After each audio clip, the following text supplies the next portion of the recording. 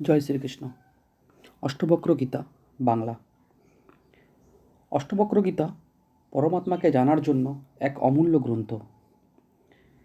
মিথিলার রাজা জনক এবং অষ্টবক্র মুনির মধ্যে এটি একটি সংবাদ।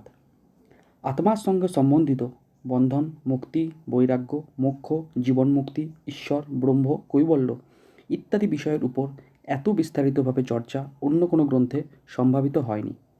এই গীতাতে 20টি অধ্যায় এবং কম বেশি 300টি শ্লোক আছে। এই ভিডিওটিতে আমরা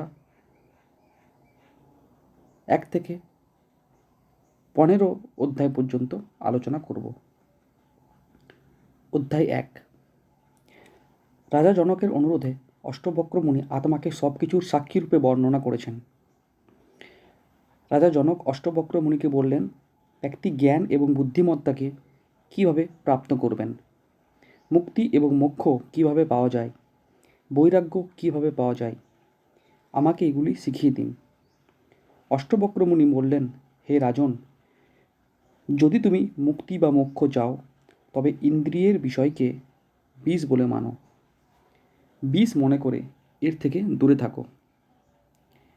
নিজের ভেতর এই গুণগুলি বিকশিত করো: ক্ষমার ভাবনা, সরলতা, স্পষ্টবাদিতা, দয়া, সন্তুষ্টি, সত্য।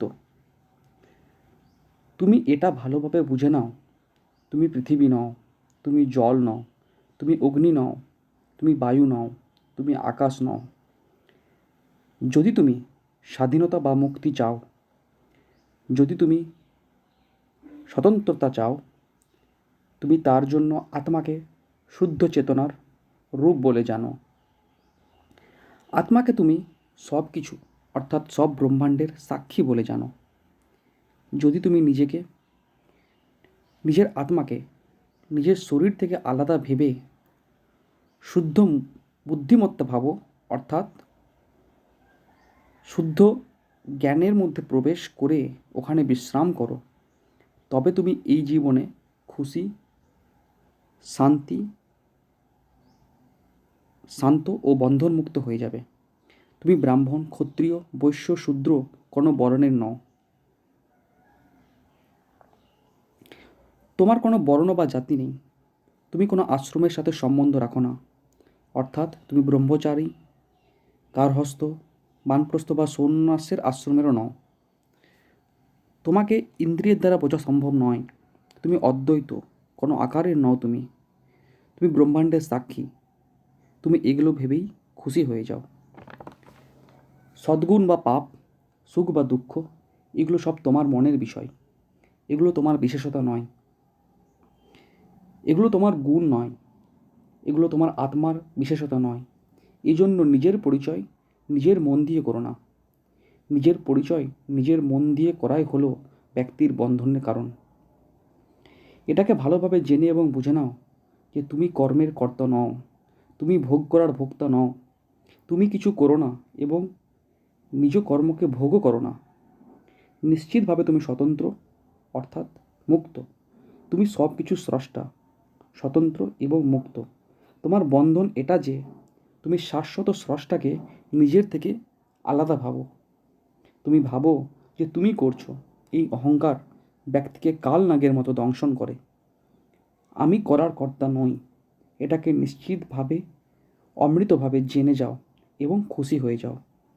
নিজের অজ্ঞানতার জঙ্গলকে এভাবে যে আমি অদ্বৈত, এই জ্ঞান নিয়ে অজ্ঞান দুঃখকে ছেড়ে আনন্দময় হয়ে যাও। সংসারের জগতের খুশির ওপরে ওই শুদ্ধ পরমানন্দ চেতনায় এই ব্রহ্মাণ্ডকে ব্রহ্মরূপে দেখা যায়। তুমি শুদ্ধ পরমানন্দ চেতনাতে বেঁচে থাকো। যে ব্যক্তি নিজের মন নিজের স্বতন্ত্রতার জন্য কাজে লাগায়, উনি তো স্বতন্ত্র, মুক্ত। যে ব্যক্তি নিজের মনকে বন্ধনে লাগায়, তিনি তো বদ্ধ। যেমন মতি তেমন গতি। ব্যক্তি নিজের ইচ্ছানুসারে তৈরি হয়। আত্মা সাক্ষী, সর্বব্যাপী, পরিপূর্ণ, অদ্বৈত, স্বতন্ত্র, বুদ্ধিমান, কার্যহীন, আকাঙ্ক্ষাহীন, শান্ত। কিন্তু মায়ার জন্য ঠিক এর উল্টোটা মনে হয়, যে তুমি অহংকারের দড়িতে বাঁধা। তুমি অদ্বৈত, তুমি কার্যহীন, গতিবিধিহীন। তুমি আত্মার প্রকাশে স্বয়ং প্রকাশিত। তুমি যে ধ্যানের অভ্যাস করো এটাও তোমার বন্ধনেরই কারণ। যেমন আস্তে আস্তে ব্রহ্মাণ্ড তোমার মধ্যে প্রবেশ করে, তেমনি তুমি ব্রহ্মাণ্ডকে ঘিরে আছো। তুমি বাস্তবে শুদ্ধ চেতনার রূপ। মন তো সংকীর্ণ অর্থাৎ সীমিত, এই জন্য এটি ক্ষুদ্র। এই জন্য এই আত্মাকে মনের সংকীর্ণতার অধীনে কখনো রাখো না। তুমি বিনা শর্তে তৈরি হও, অপরিবর্তনীয় তৈরি হও। তুমি শুদ্ধ চেতনা অর্থাৎ আনন্দের ঘনীভূত রূপ তৈরি হও। তুমি শান্ত তৈরি হও। তুমি জ্ঞানী ও বুদ্ধিমান তৈরি হও। তুমি ব্যাকুলতাহীন হও। তুমি শুদ্ধ চেতনায় পুরোপুরি প্রবেশ করো। সব কিছুর যেটা রূপ বা আকার, এগুলো সব অসত্য বা মিথ্যা। বিনা আকার বা বিনা রূপের আত্মায় অপরিবর্তনীয় ব্রহ্ম। যখন এই সত্য জেনে যায় তখন ব্যক্তি বারবার জন্ম নেয় না। তখন ব্যক্তি স্বতন্ত্র বা মুক্ত হয়ে যায়। যেমন প্রতিবিম্বকে দর্পণ ভেতর এবং বাইরে থেকে ঢেকে দেয়, তেমন পরম স্বামী এই পরম আত্মা শরীরকে ভেতর এবং বাইরে থেকে ঘিরে আছে। যেমন সর্বব্যাপী আকাশ পাত্রের মধ্যে প্রবেশ করে, তেমন অপরিবর্তনীয় আত্মা, অপরিবর্তনীয় ব্রহ্ম সব জীব বা সব বস্তু বা সব অস্তিত্বের মধ্যে প্রবেশ করে। এইভাবে অষ্টবক্র গীতার প্রথম অধ্যায় শেষ হলো। দ্বিতীয় অধ্যায়। প্রথম ভাগে আত্মার সম্বন্ধে শোনার পর রাজা জনকের আত্মার বোধ হয়। রাজা জনক বুঝে যান আত্মা অদ্ভুত, অনন্ত, অবিভাজ্য এবং পরম। কেবল আত্মায় অস্তিত্ব রাখে, এটা জনক বুঝতে পারেন। যখন জগৎ প্রকট হয় কেবলমাত্র আত্মায় প্রকাশমান হয়, এটা জেনে জনক আনন্দে বিভোর হয়ে যান। তিনি নিজেকে মুক্তভাবে ভাবতে শুরু করেন। জনক বলেন, আমি সমস্ত সংকেত, লক্ষণ এগুলোর বাইরে। আমি শান্ত এবং শুদ্ধ চেতনা। আমি প্রকৃতির বাইরে অন্য কিছু। এতদিন আমি নিজের জীবনের দিন ভ্রম থেকে উৎপন্ন ব্যাকুলতাতে ব্যয় করেছি। এতদিন নিজের জীবন ব্যর্থভাবেই ব্যয় করেছি। আমি অদ্বৈত এবং জগৎ অর্থাৎ শরীরকে প্রকট করি। এই জন্য এই সারা জগৎ আমারই, অথবা আমার এখানে কিছুই নেই। আচার্যের কাছে পাওয়া জ্ঞানের দ্বারা আমি শরীর সমেত সমস্ত জগতের ত্যাগ করে দিয়েছি। আমি কেবল পরম আত্মাকেই দেখছি। যেমন ঢেউ এবং জল একই হয়, জল থেকে ভিন্ন নয়, তেমনই এই ব্রহ্মাণ্ড আত্মার থেকেই বের হয়। এটা আত্মা থেকে আলাদা নয়। যেমন কাপড় আসলে শুধু সুতো, সুতো ছাড়া এটি কিছুই নয়, তেমনি ব্রহ্মাণ্ডের বিশ্লেষণ করলে পাই ব্রহ্মাণ্ড আত্মা চেতনা ছাড়া আর কিছু নয়। যেমন চিনি আখের রস থেকে তৈরি হয়, চিনি আখের রসকেই ব্যক্ত করে, তেমনি আমি ব্রহ্মাণ্ডের ভিতরে এবং বাইরে থেকে ঘিরে আছি। এই ব্রহ্মাণ্ড আমার থেকেই সৃষ্টি হয়েছে। এই ব্রহ্মাণ্ড অজ্ঞানের কারণেই প্রকট হয়। এই জন্য যখন আত্মার জ্ঞান হয় তখন এই ব্রহ্মাণ্ড প্রকট হয় না। অজ্ঞানের জন্যই রশিকে সাপ বলে মনে হয়, রশির জায়গায় সাপ প্রকট হয়। যখন জ্ঞান হয় তখন ওই সাপ থাকে না, রশি দেখা যায়। ভ্রম বা অজ্ঞানের জন্য ব্যক্তি রশিকে সাপ দেখে। ভ্রম দূর হলে রশিই থাকে। প্রকাশিত বা আলোকিত করা আমার প্রকৃতি, তাছাড়া আমি প্রকটিত নয়। এই জন্য যখন এই ব্রহ্মাণ্ড প্রকটিত হয় বাস্তবে আমি একমাত্র প্রকাশিত হই, আমি প্রকাশমান হই। কল্পনাতেও ব্রহ্মাণ্ডের যে মিথ্যা উপস্থিতি থাকে তখনও ব্রহ্মাণ্ড আমাতেই অস্তিত্ব রাখে। যেমন ভ্রমের জন্য সিকিতে চাঁদি থাকে, রশিতে সাপ থাকে, সূর্যের কিরণে জল থাকে, এগুলো আসলে নেই, কিন্তু ভ্রম বা অজ্ঞানতার জন্য এগুলো দেখা যায়। আমার থেকে বেরিয়ে ব্রহ্মাণ্ড বাইরে এসেছে, আবার আমাতেই প্রবেশ করে ব্রহ্মাণ্ড। যেমন মাটির পাত্র মাটিতে মেশে, ঢেউ জলে মেশে। আমি অদ্ভুত, আমার আরাধনা করা উচিত, কারণ আমি তখন অস্তিত্ব রাখি যখন ব্রহ্মাণ্ডের সব কিছু সৃষ্টিকর্তা থেকে ঘাস পর্যন্ত নিজের অন্তে চলে যায়। আমার কখনো কোনো বিনাশ হয় না, কারণ আমি অবিনশ্বর। শরীর হলেও আমি এক, নিজের বাইরে আমি কোথাও যাই না। আমার আবার কোথা থেকেও আমি আসি না। আমি সারা ব্রহ্মাণ্ডকে চারদিক থেকে ঘিরে আছি। আমার থেকে অধিক যোগ্য এবং সক্ষম কেউ নেই। আমি শরীরের সাথে জড়িত নই, আমি তো ব্রহ্মাণ্ডকে উঠিয়ে রাখি। আমার কাছে কিছুই নেই, অথবা যে সারা জগৎ পানি এবং মনের জন্যই, এই সারা জগৎ আমারই।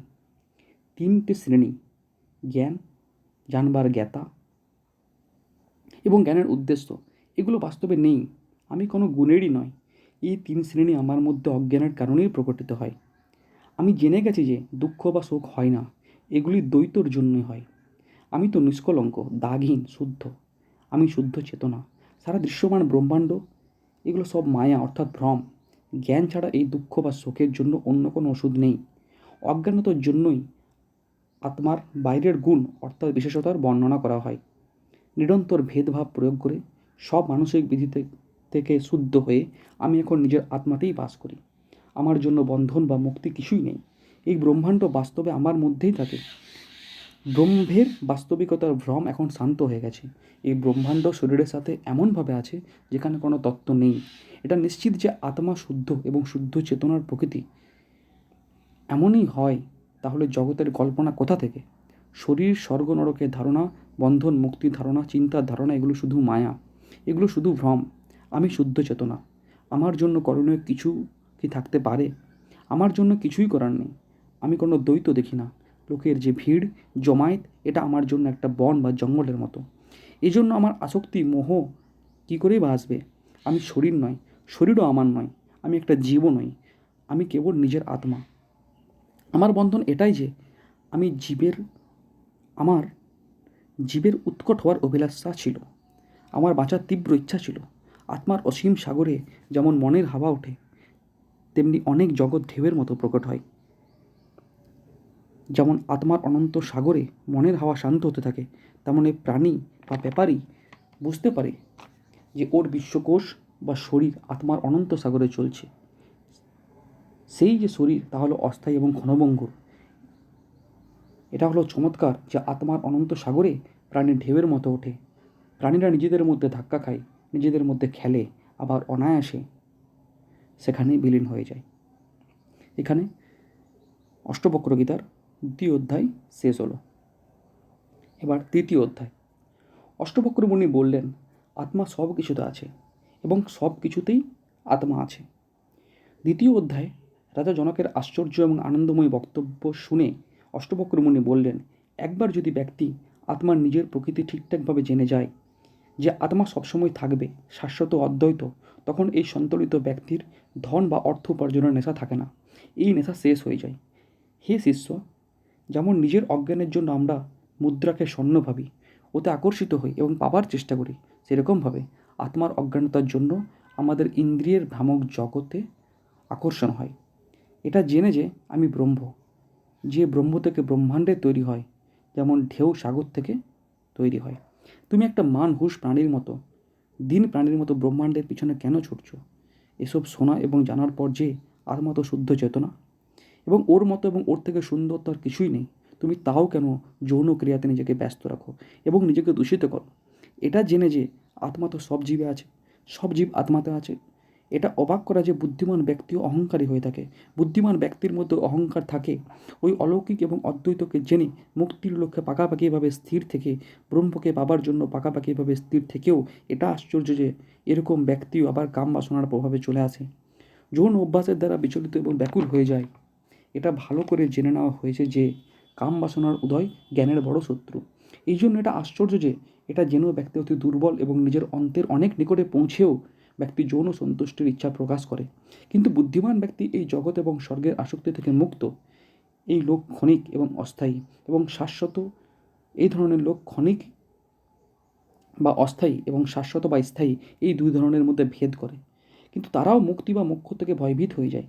বুদ্ধিমান ব্যক্তি জগৎ থেকে সম্মানিত বা প্রতারিত হয়েও সর্বদা পরমাত্মাকেই দেখে। সে এইসব থেকে খুশি বা ক্রোধিত হয় না। এই মহান ব্যক্তি নিজের সক্রিয় শরীরকে অন্যের শরীর হিসাবে দেখে। এই ধরনের ব্যক্তি প্রশংসা বা দোষ থেকে কীভাবে ব্যাকুল হবে? প্রশংসা বা দোষের কোনো প্রভাব এই ধরনের ব্যক্তির ওপর থাকে না। জগৎকে মায়া এবং ভ্রামক জেনে নিজের সমস্ত উত্তেজনাকে প্রশমিত করে বুদ্ধিমান ব্যক্তি মৃত্যুর নিকটতা থেকে ভয়ভীত কেন হবে? মৃত্যুর নিকটে এসেও সে বিচলিত হয় না। এরকম মহান ব্যক্তির সাথে কোনো ব্যক্তির তুলনা হয় না। এদের মন নিরাশার মধ্যেও ইচ্ছা মুক্ত থাকে। যে আত্মার জ্ঞানে আনন্দ খুশি অনুভব করে, এই মহান ব্যক্তির সাথে তুলনা কারো অসম্ভব। এরা জানে যে এই দৃশ্যমান জগৎ নিজের প্রকৃতির জন্যই তত্ত্বহীন, এখানে কোনো তত্ত্ব নেই। এই জন্য সে কোনো বস্তুকে স্বীকার বা অস্বীকার কিছুই করে না। যে ব্যক্তি মনের আশা ত্যাগ করে দেয় মনের আশাকে ছেড়ে দেয়, যে গুণের দ্বৈতের বাইরে চলে গেছে, যে ইচ্ছাহীন, এইসব ব্যক্তিকে দৈনিক চর্যার অনুভব কোনো খুশি বা দুঃখিত করতে পারে না। এইখানে অষ্টবক্র গীতার 3য় অধ্যায় শেষ হলো।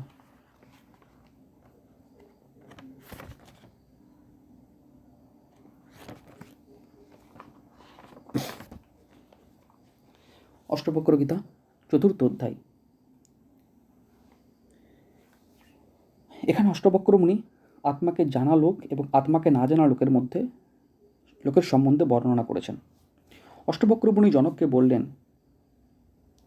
এই দুজন লোকের মধ্যে কোনো তুলনা হতে পারে না, অজ্ঞানী প্রাণী এবং জ্ঞানী প্রাণী। অজ্ঞানী প্রাণী যে অজ্ঞানতার কারণে সংসারের মামলায় আকর্ষিত হয়ে দুনিয়ার ভারকে উঠিয়ে রেখেছে, আর জ্ঞানী প্রাণী আত্মাকে জেনে সংসারের মামলায় আকর্ষিত না হয়ে জীবনকে খেলার মতো খেলে, কারণ সে জানে আত্মা অনন্ত, আত্মা অমিশ্রিত শুদ্ধ আনন্দ, যা সমস্ত বস্তু এবং গতিবিধিকে অর্থাৎ সব সম্বন্ধকে ব্যক্ত করে, ওর সাথে কোনো সম্বন্ধই রাখে না। এটা আশ্চর্য যে যোগী এই পদ প্রাপ্ত করে নেয়, যে পদ, যে অবস্থা ইন্দ্রসহ সমস্ত দেবতারও প্রাপ্ত করার আশা করে।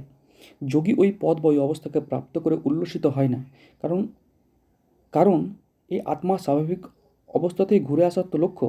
যে ব্যক্তি আত্মাকে ঠিকঠাকভাবে মেনে এবং বুঝে নিতে পারেন যে সদ্গুণ বা পাপের যে দ্বৈতরূপ, যে এই দ্বৈত থেকে সংস্পর্শহীন থাকে, যেমন আকাশ ধোঁয়ার থেকে সংস্পর্শহীন থাকে, যে জ্ঞানী ব্যক্তি সমস্ত জগৎকে নিজের আত্মা বলে জানে, সে যেমন চায় তেমনভাবে বেঁচে থাকে, ও নিজের মনের মতো বাঁচে, ওকে কেউ কখনো কিছু করার জন্য বাধা দিতে পারবে না।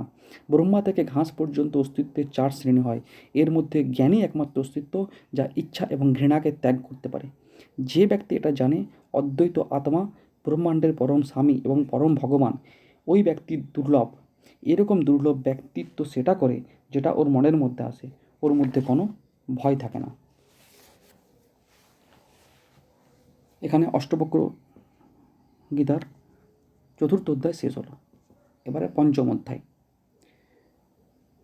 পঞ্চম অধ্যায়ে অষ্টবক্র মুনি জনককে চেতনাকে ভঙ্গ করার ব্যাপারে বলেছেন। অষ্টবক্র মুনি চেতনাকে ভঙ্গ করার জন্য বলেছেন। অষ্টবক্র মুনি জনককে বললেন, তোমার তো কোনো বস্তুর সাথে কোনো সম্পর্ক নেই, তুমি তো শুদ্ধ আত্মা, তুমি কি ত্যাগ করার আশা করছো? তোমার তো ত্যাগ করার কিছুই নেই, তুমি তো সমস্ত শরীর সমূহকে ভঙ্গ করেছো। এইভাবে তুমি সমস্ত চেতনাকে ভঙ্গ করার কাজ শুরু করে দিয়েছো। তোমার থেকে ব্রহ্মাণ্ড এমনভাবে বেরিয়েছে যেমন সাগর থেকে ঢেউ বেরিয়ে যায়। এইভাবে নিজের অদ্বৈত আত্মাকে জেনে তুমি নিজের চেতনাকে ভঙ্গ করার অভ্যাস করো। দৃশ্যমান ব্রহ্মাণ্ড যখন তোমার অদ্বৈত আত্মাতে ভঙ্গ হয়ে যায়, তখন তা বিনা তত্ত্বের হওয়ার জন্য অস্তিত্বহীন হয়ে যায়, যেমন বিনা তত্ত্বের সাপ রশিতে লুপ্ত হয়ে যায়। চেতনাকে ভঙ্গ করার কাজ এভাবে শুরু করো। তুমি তো পূর্ণ এবং এক তৈরি হও। তুমি সুখ বা দুঃখ যেখানেই থাকো, তুমি আশা বা নিরাশা যেখানেই থাকো, তুমি জীবন বা মৃত্যু যেখানেই থাকো, তুমি প্রত্যেক অবস্থাতে পূর্ণ এবং এক থাকো। চেতনাকে ভঙ্গ করা তুমি এইভাবে শুরু করো। এখানে অষ্টবক্র গীতার পঞ্চম অধ্যায় শেষ হলো। এবারে আসি ষষ্ঠ অধ্যায়। ষষ্ঠ অধ্যায় এখানে অষ্টবক্র মুনি চেতনাকে ভঙ্গ করার অসংবদ্ধতার ব্যাপারে বলেছেন। অষ্টবক্র মুনি জনককে বললেন, আমি তো আকাশের মতো অনন্ত, প্রকৃতির জগৎ তো সীমিত, এটাই আসল জ্ঞান। এই জন্য অস্বীকার বা স্বীকার করা কোনোটাই সম্ভব নয়। আমি তো সমুদ্রের মতো, এই দেখা বা ঘটার মতো সংসার, এগুলো সমুদ্রের ঢেউয়ের মতো। আত্মার বিষয়ে জানা লোকের চেতনাকে ভঙ্গ করার জন্য স্বীকার বা ত্যাগ কোনোটারই প্রয়োজন নেই। জগতের অনুভব বা বোঝা অসত্য। জগৎকে শরীর বা মন সমেত আত্মা বোঝাটা ঠিক নয়। যখন আত্মা এই অজ্ঞানতায় পেরিয়ে যায়, তখন ধ্যান করারও প্রয়োজন পড়ে না। আমি সব জীবে আদি এবং সমস্ত জীব আমাতে, আমি সব জীবে আছি এবং সমস্ত জীব আমাতে আছে, এটাই সত্যি জ্ঞান। তাই কিছু ত্যাগ করারও প্রয়োজন নেই, কোনো কিছু স্বীকারও করার প্রয়োজন নেই, কোনো কিছু ভঙ্গ করারও প্রয়োজন নেই। এখানে অষ্টবক্র গীতার ষষ্ঠ অধ্যায় শেষ হলো।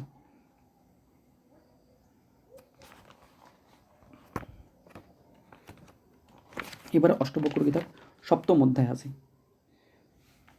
সপ্তম অধ্যায়ে রাজা জনক শান্ত এবং অনন্ত আত্মার সাগর সম্বন্ধে বলেছেন। অষ্টবক্র মুনির কথা শুনে জনক বললেন, আমি জেনে গেছি যে আমি অনন্ত সাগর। আমার অনন্ত সাগরে ব্রহ্মাণ্ডের অনন্ত জাহাজ বা জগতের জাহাজ মনের হাওয়ার দ্বারা চলার কারণে এই অনন্ত সাগরে এদিক ওদিক চলতে থাকে, কিন্তু আত্মা তো এগুলোর বাইরে। আত্মা মনের ওঠানামা, দেখা বা ঘটার জগতের ওঠানামার বাইরে। এগুলি জেনে আমার কোনো অধীরতা হয় না। আমি তো সীমাহীন সাগর। এই সীমাহীন সাগরে জগৎ তো উঠতে আর লুপ্ত হতে থাকে, কিন্তু আত্মা তো পরিপূর্ণ, অর্থাৎ কম বেশি বা নষ্ট হবার নয়। এই জন্য এই ঢেউ ওঠানামাতে আমার কোনো লাভ বা হানি হয় না, আমার এতে কিছু আসে যায় না। আমি এটা ভালোভাবে জানি এবং বুঝি যে ঘটনার পরিবর্তনের জন্য আত্মার উপর কোনো প্রভাব পড়ে না। আমি তো সীমাহীন সমুদ্র। জগতে জানা শোনা ভ্রম তো সীমাহীন। এই সমুদ্রেই জানাশোনা ভ্রম তো এই সীমাহীন সমুদ্রেই টিকে আছে। আমি তো গভীর শান্ত, নিরাকার, এবং আমি এই জ্ঞানেই বাস করি। আত্মা তো অনন্ত, চিহ্নহীন। এই আত্মা তো কোনো বস্তুতে নেই। কোনো বস্তুও এই অনন্ত চিহ্নহীন আত্মাতে নেই। এই জন্য আমি বিনা ইচ্ছা এবং বিনা আসক্তির এই জ্ঞানে আমি শান্তভাবে একা বাস করি। আমি পাকাপাকিভাবে শুদ্ধ চেতনা। আমার জন্য এই ঘটমান জগৎ এক জাদুকরের খেলার মতো। এই জগৎ এক স্বপ্নের মতো, যেখানে কিছু সত্যি নয়, সব অসত্য। এই জন্য আমার জন্য কোনো কিছু স্বীকার বা অস্বীকার করবার নেই। এখানে অষ্টবক্র গীতার সপ্তম অধ্যায় শেষ হলো। এবারে অষ্টম অধ্যায়। এখানে অষ্টবক্র মুনি বন্ধন এবং মুক্তি সম্বন্ধে বলেছেন। অষ্টবক্র মুনি বলেন, যখন মন কোনো ইচ্ছা করে তখন এটা বন্ধন। মনের শোক বা মনের দুঃখ যখন হয় এটা বন্ধন। যখন মন কিছু অস্বীকার করে তখন এটা বন্ধন। যখন মন কোনো কিছুতে বাধা পায় তখন এটা বন্ধন। যখন মন কোনো কিছু স্বীকার করে, কোনো জিনিসকে নিজের আপন করে, তখন সেটা বন্ধন। যখন মন কোনো জিনিসে খুশি হয় তখন সেটা বন্ধন। যখন মনের কোনো জিনিসে ক্রোধ আসে তখন সেটা বন্ধন। যখন মন কোনো জিনিসের ইচ্ছা করে না তখন সেটা মুক্তি। যখন মন কোনো জিনিসের জন্য শোক করে না তখন সেটা মুক্তি। যখন মন কোনো জিনিসের জন্য দুঃখ করে না তখন সেটা মুক্তি। যখন মন কোনো জিনিসকে স্বীকার করে না তখন সেটা মুক্তি। যখন মন কোনো জিনিসকে নিজের আপন মনে করে না তখন সেটা মুক্তি। যখন মন কোনো জিনিসকে অস্বীকার করে না তখন সেটা মুক্তি। যখন মন কোনো কিছুতে বাধা পায় না তখন সেটা মুক্তি। যখন মন কোনো কিছুতে খুশি হয় না, কোনো জিনিসে খুশি হয় না, তখন সেটা মুক্তি। যখন মন কোনো জিনিসে ক্রোধিত হয় না তখন সেটা মুক্তি। যখন মন কোনো জ্ঞান বা ইন্দ্রিয় বিষয়ে আসক্ত হয়ে যায় তখন তা বন্ধন। মন যখন দেখা, শোনা, গন্ধ শোকা, স্বাদ নেওয়া বা স্পর্শ থেকে আসক্ত থাকে তখন তা বন্ধন। যখন মনের ইন্দ্রিয়ের কোনো বিষয়ে আসক্তি হয় না তখন তা মুক্তি। যখন মনের দেখা, শোনা, গন্ধ শোকা, স্বাদ নেওয়া বা স্পর্শ এগুলো থেকে কোনো আসক্তি হয় না তখন সেটা মুক্তি। যখন কোনো অহংকার বা আমি বা আমার এই ভাব বা ভাবনা থাকে না তখন তা মুক্তি। যখন অহংকার, আমি এবং আমার এই ভাব থাকে তখন তা বন্ধন। হে রাজন, তোমাকে আমি যা বললাম তুমি ভালো করে মনন করো, ভালো করে বিচার করো। কোনো জিনিসকে সহজে স্বীকার বা অস্বীকার করো না। এখানে অষ্টবক্র গীতার অষ্টম অধ্যায় শেষ হলো। নবম অধ্যায়। অষ্টবক্র মুনি নবম অধ্যায় উদাসীনতার ব্যাপারে বলেছেন। অষ্টবক্র মুনি বলেন, সুখ দুঃখ, রাগ দেশ, ভালো খারাপ, জীবন মৃত্যুর মতো যে বিরোধী জোড় আছে তা শরীর এবং মনকে সর্বদা বিচলিত করে। এই সব বিষয়ে কি ত্যাগ করতে হবে, কি ত্যাগ করতে হবে না, কী জন্য ঝগড়া করতে হবে, কার জন্য ঝগড়া করতে হবে, এই সব ঝগড়া কবে সমাপ্ত হবে, এই সব জেনে উদাসীনতা বিকশিত করে তুমি ত্যাগ এবং ব্যাকুলতাহীনতার অভ্যাস করো। সংসারের লোকদের ওঠানামাকে দেখে যে লোকেরা বেঁচে থাকার বা ভোগ করার বা শেখার ইচ্ছাকে ছেড়ে দিচ্ছে, সেই রকম ধন্য লোক খুব কম। বুদ্ধিমান ব্যক্তি এই কথা জেনে শান্ত হয়ে যায় যে জগৎ শান্ত এবং ক্ষণস্থায়ী। এই জগৎ ত্রিগুণাত্মক কষ্টতে ভরা। এই কষ্ট জীবের সাথে সম্বন্ধ রাখে, জীবিত ও অজীবিত বস্তুর সাথে সম্বন্ধ রাখে, ব্রহ্মাণ্ডের ঘটনার সাথে সম্বন্ধ রাখে। এই জগৎ তো বেকার, মিথ্যা, ঘৃণাতুল্য, অস্বীকার করবার। যখন ব্যক্তি জেনে যায় যে সুখ দুঃখ, লাভ হানি, জয় পরাজয়, ভালো খারাপ, জীবন মৃত্যুর মতো বিরোধী জোড় তার জন্য অস্তিত্ব রাখে না, এরকম জ্ঞানী ব্যক্তির জন্য আবার সময় কী, কাল কী, বয়স কী, এই সব কিছু ত্যাগ করে যা কিছু আপনা আপনি তার কাছে চলে আসে তাতে সে সন্তুষ্ট হয়ে যায়। সে তো পূর্ণতার রহস্য বুঝে যায়। মহান ঋষি, মহান ত্যাগী, মহান যোগীরাও এক রায় এক মত দেয় না। সবার আলাদা আলাদা মত এবং রায় থাকে। এসব দেখে এরকম কোন ব্যক্তি আছে যে উদাসীনতাকে প্রাপ্ত করতে চায় না?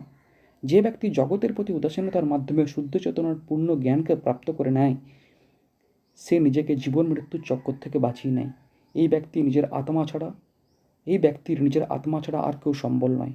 ওর নিজের আত্মা ওর নিজের আত্মাই তার মার্গদর্শক হয়। তাই নিজের আবশ্যক মূল প্রকৃতিতেই সে বাস করে। এটা নিশ্চিত যে ইচ্ছাই জগৎ, তাই সব ইচ্ছাকে ত্যাগ করো। জগতের ত্যাগ ইচ্ছা ত্যাগ থেকে হয়। তুমি ওখানে থাকো যেখানে তোমার নিয়তি থাকে। এইখানে অষ্টবক্র গীতার 9ম অধ্যায় শেষ হল।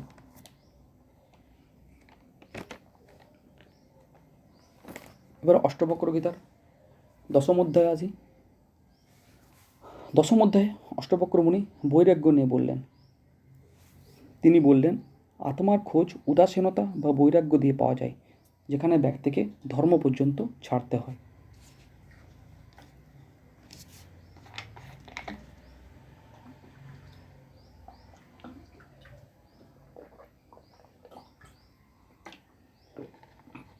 দশম অধ্যায় অষ্টবক্র মুনি জনককে বললেন,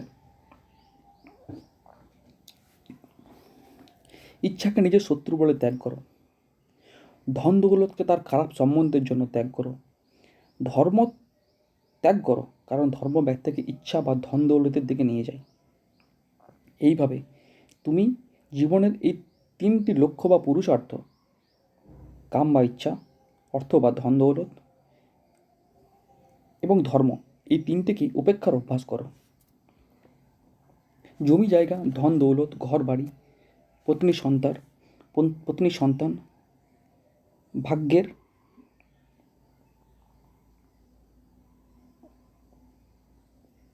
ভাগ্যের ভাগ্যের ও অভাগ্যের বস্তু, এসবকে তুমি একটা স্বপ্নের মতো দেখো। এগুলোকে জাদু করে খেলার মতো দেখো। এগুলো কিছু ক্ষণিক সময়ের জন্য হয়। এগুলো 3-5 দিনের জন্য হয়। যেখানে ইচ্ছা হয় ওটাই জগৎ বলে জানো, ওটাই সংসার জানো। এই জন্য নিজের ভেতর দৃঢ় বৈরাগ্য বিকশিত করো। এভাবে দৃঢ় বৈরাগ্য বিকশিত করে নিজের ইচ্ছা থেকে দূর হয়ে যাও আর সন্তুষ্ট হয়ে যাও। কেবল ইচ্ছাই বন্ধনের বা জড়তার কারণ। ইচ্ছাকে পুরোপুরিভাবে ধ্বংস বা নষ্ট করাই হলো মুক্তি বা মোক্ষ। জগৎকে অনাসক্ত হয়ে, জগতের সর্বপ্রকার সম্পর্ক থেকে দূর হয়ে ব্যক্তি নিরন্তর আনন্দ পেতে পারে, যে আনন্দ আত্মাকে প্রাপ্ত করে পাওয়া যায়।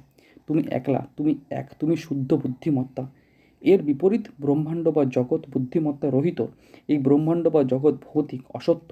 তুমি এটা জানো। অজ্ঞানও অস্তিত্ব রাখে না। এই অজ্ঞান অনস্তত্তিমান। এই পরিস্থিতিতে তুমি কি জানতে ইচ্ছা করছো? তোমার জানার জন্য তো কিছুই নেই। জন্মান্তরের কথা, অর্থাৎ সব পূর্বজন্মের যত সাম্রাজ্য, পুত্র, পত্নী, শরীর, আনন্দ ছিল, এগুলোর সাথে তোমার আসক্তি ছিল, এগুলো সব হারিয়ে গেছে। এগুলো আর নেই। জগৎকে এই সাগরে, জঙ্গলে অনেক ধন দৌলত বা ইচ্ছা হয়েছে, এগুলোতে শান্তি হবে না। মন বা শরীর দিয়ে কঠোর কার্য করেছো, তাই তুমি এখন আরাম করো। এখানে অষ্টবক্র গীতার 10ম অধ্যায় শেষ হলো। 11 অধ্যায়, এখানে অষ্টবক্র মুনি আত্মাকে শুদ্ধ বা উজ্জ্বল বুদ্ধিমত্তা বলেছেন। অষ্টবক্র মুনি জনককে বললেন, যে ব্যক্তি এই কথা জানেন বা বোঝেন, অস্তিত্বের বিনাশ বা পরিবর্তন হবেই, তাই এসবের প্রভাব তার উপর পড়ে না। তাই সে যন্ত্রণা থেকে মুক্ত হয়ে যায় এবং সে শান্তি পেয়ে যায়। ঈশ্বর বা আত্মা সব কিছুর সৃষ্টিকর্তা। ব্রহ্মাণ্ডে আর কোনো সৃষ্টিকর্তা নেই। যখন ব্যক্তি এটা জেনে যায়, তখন তার সব ইচ্ছা নষ্ট হয়ে যায়। ও তখন শান্ত হয়ে যায়। সে কোনো কিছুর সাথে জড়িত হয় না, তার কোনো কিছুর সাথে সম্পর্ক হয় না। এই ব্যক্তি একে পুরোপুরিভাবে জেনে সময় অনুসারে ভাগ্য দুর্ভাগ্য যখন আসে তখন সে সন্তুষ্ট থাকে। সে নিজের ইন্দ্রিয়কে নিয়ন্ত্রণে রাখে। সে ইচ্ছা করে না, শোকও করে না। সে এটা নিশ্চিতভাবে জানে যে সুখ দুঃখ জীবন মৃত্যু নিজের নিয়তি অনুসারে আসে। এটা জেনে এই ব্যক্তি জীবনের লক্ষ্য খোঁজে না এবং সে নিষ্ক্রিয় হয়ে যায়। সে সব কার্য ওই কার্যের মধ্যে সব সে সব কার্য ওই কার্যের মধ্যে সামিল না হয়ে করে। এই ব্যক্তি জেনে যায় জগতে দুঃখের কারণ হলো চিন্তা, আর কিছু নয়। যে ব্যক্তি এটা থেকে মুক্ত হয়ে যায় সে সুখী এবং শান্ত হয়ে যায়। তার সব ইচ্ছা নষ্ট হয়ে যায়। এটাকে নিশ্চিতভাবে জেনে যে আমি শরীর নয়, শরীরও আমার নয়, আমি নিজের বুদ্ধিমত্তা। তখন ব্যক্তি আত্মার একটা থাকার অবস্থাকে প্রাপ্ত করে নেয়। যা কিছু সে করেছে সে সেটাকে স্মরণ রাখে না, যেটা তার করার জন্য বাকি আছে সেটাকেও সে স্মরণে রাখে না। এটাকে নিশ্চিতভাবে জেনে সে ব্রহ্মা থেকে ঘাস পর্যন্ত সব কিছু আমি। তখন ব্যক্তি বিচার এবং তর্কের ওঠানামা থেকে মুক্ত হয়ে যায়, শুদ্ধ এবং শান্ত হয়ে যা কিছু প্রাপ্ত করার বা যা কিছু প্রাপ্ত হবে না সে সব কিছু থেকে নিজেকে দূরে সরিয়ে নেয়। সে এটাকে নিশ্চিতভাবে জেনে যায় যে এই বিবিধ এবং অদ্ভুত জগৎ অনস্তিত্বমান, এটা অস্তিত্ব রাখে না।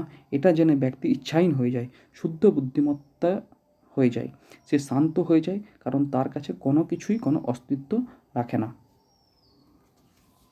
এখানে অষ্টবক্র গীতার 11 অধ্যায় শেষ হলো।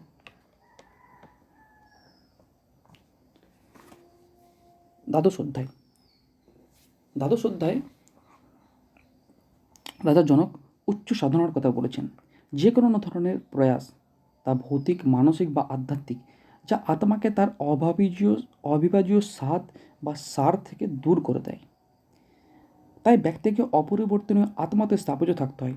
আত্মাকে প্রাপ্ত করার জন্য ব্যক্তিকে ভৌতিক যোগব্যায়াম, মন্ত্র উচ্চারণ, সমাধি থেকেও দূরে থাকা উচিত। অর্থাৎ সব গতিবিধি থেকে দূরে থাকতে হয়। জীবনের নিয়মিত কর্তব্য থেকেও দূরে থাকতে হয়, যা বিরোধী বা যুগ্ম দ্বন্দ্বের কারণ হয়। জনক বললেন, আমি ভৌতিক যোগব্যায়াম সহ্য করতে পারিনি, আমি এটা ছেড়ে দিয়েছি। মন্ত্র উচ্চারণ সহ্য করতে পারিনি, এটা ছেড়ে দিয়েছি। যে জপ ধ্যান করতে সাহায্য করতো ওটাও ছেড়ে দিয়েছি। সমাধি সহ্য করতে পারিনি, ওটাও ছেড়ে দিয়েছি। আমি এটা বুঝতে পারলাম যে উচ্চ স্তরের ধ্যানের জন্য, যা আত্মার প্রাপ্তিতে সাহায্য করে, তার জন্য সমস্ত গতিবিধিকে ছাড়তে হবে, যেমন ভৌতিক যোগব্যায়াম, মন্ত্রোচ্চারণ, সমাধি। তখন এই পথ ছেড়ে আমি শুদ্ধ আত্মায় পৌঁছে ওখানে বাস করতে পারবো, যে আত্মার শব্দ, বোঝা, কর্ম বা কাজের সব আপেক্ষিকতার উপরে এভাবে আত্মার যে আত্মার শব্দ, বোঝা, কর্ম বা কাজের বা সব আপেক্ষিকতার উপরে এভাবে আমি এই আত্মাতে বাস করি। আমার মৌখিক প্রার্থনা বা মন্ত্রের রুচি নেই, কারণ আমার কারণ কারণ কারণ আমার কারণ আত্মা দৃশ্য বা বোঝার বাইরে। এই জন্য আমার মন সব রকমের ডিস্ট্র্যাকশন থেকে মুক্ত। ও কেবল একটা বিন্দু অর্থাৎ আত্মাতেই কেন্দ্রীভূত। আমি এটা জেনে গেছি, যদি আমাকে পূর্ণ আত্মার প্রাপ্তির যাত্রাতে চলতে হয় তাহলে মৌখিক প্রার্থনা বা মন্ত্র যা ধ্যান করতে সাহায্য করে ওটাকে অস্বীকার করতে হবে। আমি এটা বুঝলাম, আত্মা বোঝার জিনিস নয়, এগুলোর বাইরে। আত্মা সব কিছুর অতিক্রমণ, এটা অ্যাবসলিউট ট্রান্সেন্ডেন্স, যা সব কিছু সাকারাত্মক বা নাকারাত্মক তুষ্টিকরণের বাইরে।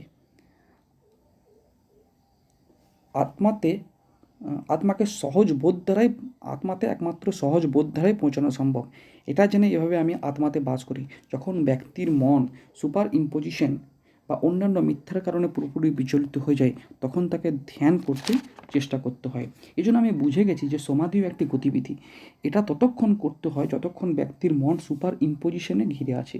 কারণ তার চিন্তা হলো যে কার্য করার কর্তা বা ভোগ করার ভোক্তা আমি, কিন্তু বাস্তবে কর্তা বা ভোক্তা হলো আত্মা। এই জন্য আত্মা যখন শান্ত বা নিষ্ক্রিয় হয়ে যায় তখন ধ্যান বা সমাধির কোনো দরকার নেই। এই জন্য এই নিয়ম বুঝে আমি এভাবে আত্মাতেই বাস করি।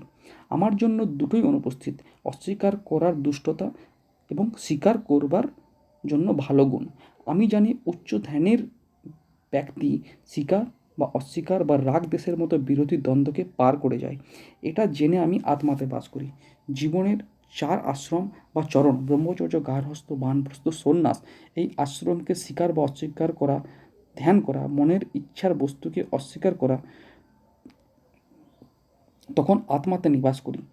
আত্মাতে বাস বা আত্মাতে বাস বা আত্মাকে প্রাপ্তি করার জন্য আমাকে ইন্দ্রিয় সহ জীবনকে পার করতে হবে, সমাজ দ্বারা নির্ধারিত জীবনকে পার করতে হবে। আমি এটা ভালোভাবে বুঝে গেছি। গতিবিধি কার্য করা বা না করা এগুলো হলো অজ্ঞানের কারণ। এই জন্য সব গতিবিধি বা ক্রিয়াহীনতাকে পার করে আত্মাতে বাস করি। যে ব্যক্তি ওই ওই চিন্তার উপরে বাস্তবিকতা বা সত্যতে ধ্যান করে, যা হলো আত্মা ব্রহ্ম, যা এত সূক্ষ্ম তাকে জানা বা বোঝা যায় না, যে জ্ঞানদাতা ও সূক্ষ্ম, সেই ব্যক্তি ধ্যান করবার জন্য অনেক রূপের সাহায্য নিয়ে নিজের মনের মতো নিজের মনের ধ্যান ধ্যান করার জন্য অনেক রূপের সাহায্য নেয়, যা তার নিজের মনের মতো। কিন্তু আত্মা তো বিনা আকারের। এই জন্য ওই ধ্যানকে ছেড়ে আমি আত্মাতে বাস করি। আমি বুঝে গেছি সব থেকে উচ্চ অবস্থা ব্যক্তি চেষ্টা বা প্রয়াস দ্বারা প্রাপ্ত করতে পারে না। আত্মা বা ব্রহ্মের উচ্চ অবস্থাকে ব্যক্তি নিজের অন্তর্নিহিত স্বভাব থেকে প্রাপ্ত করতে পারবে। এই ব্যক্তির জন্য সাধনা বা ধ্যান কিছু নেই। সব কার্য ভৌতিক, আধ্যাত্মিক ও মানসিক যাই হোক সে পার করে যায়। সে আত্মাকে দীপ্তিমান, জাগ্রত দেখে। সে ব্যক্তি ধন্য, যে সব কিছুকে পূর্ণ করে নিয়েছে, যে নিজের স্বভাবের জন্য সব কিছুকে পূর্ণ করে নিয়েছে। এভাবে অষ্টবক্র গীতার দ্বাদশ অধ্যায় শেষ হলো। এবারে অষ্টবক্র গীতার ত্রয়োদশ অধ্যায়।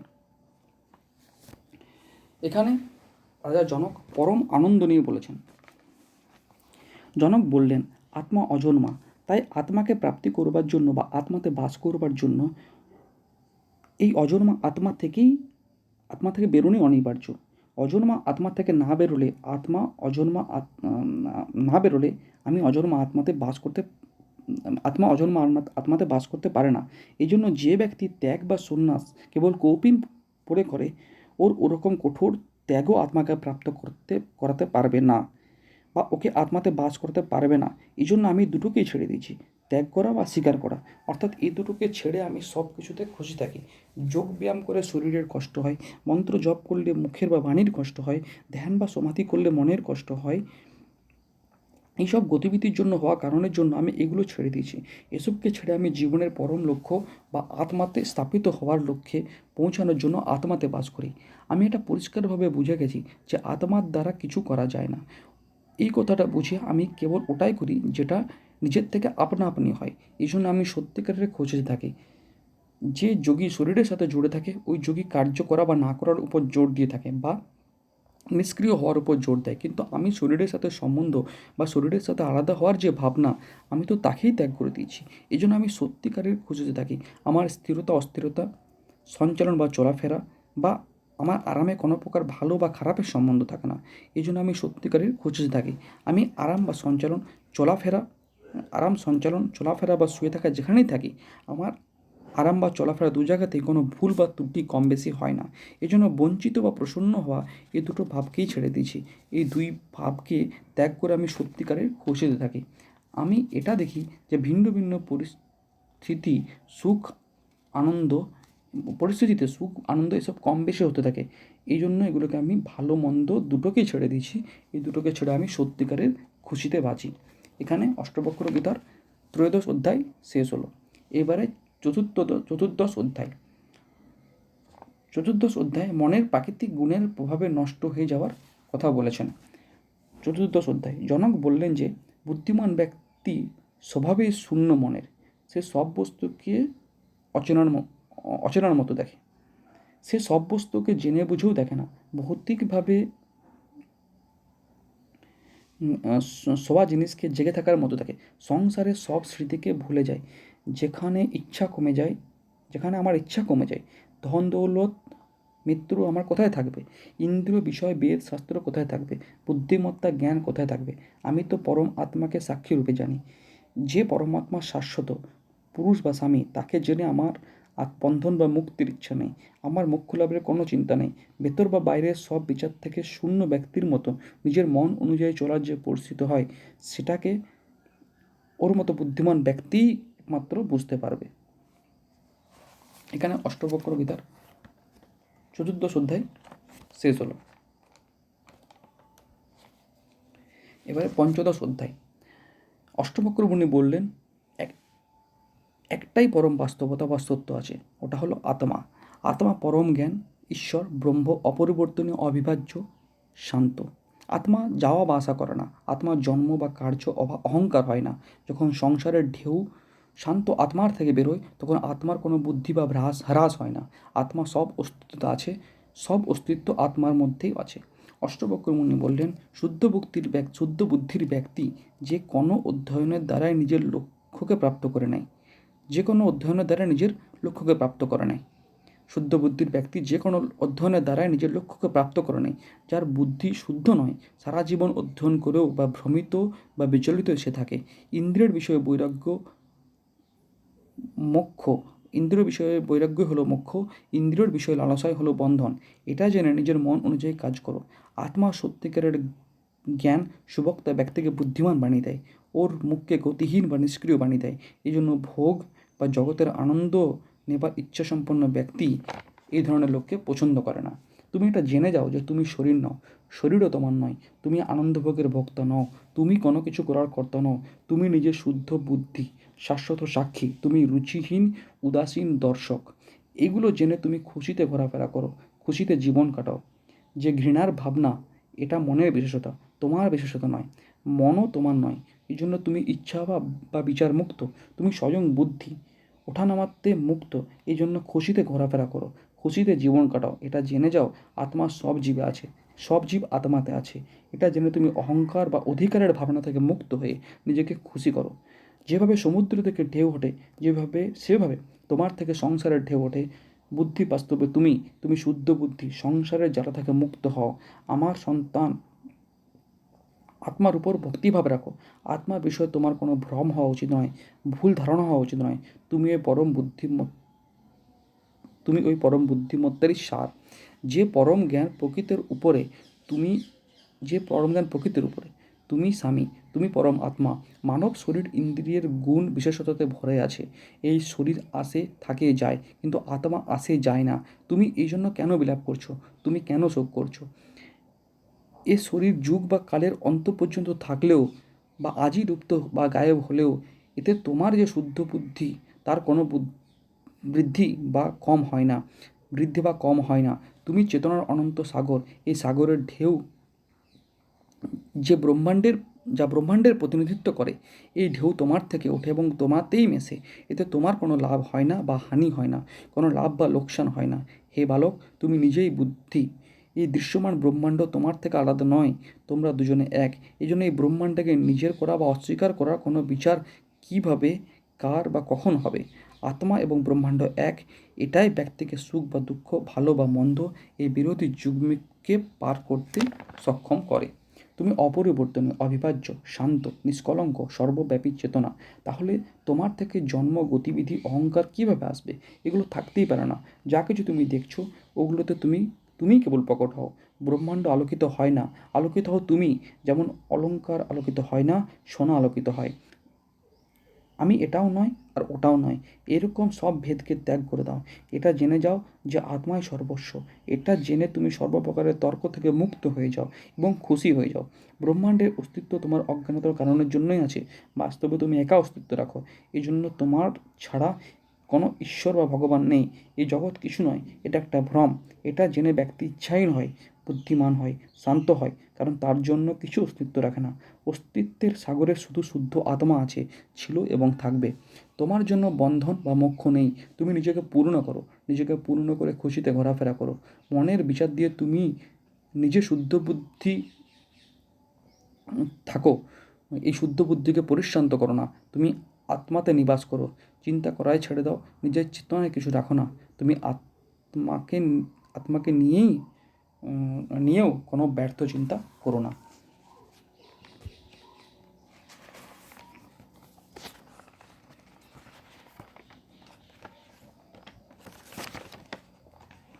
এভাবে অষ্টবক্র গীতার পঞ্চদশ অধ্যায় শেষ হলো। হরে কৃষ্ণ।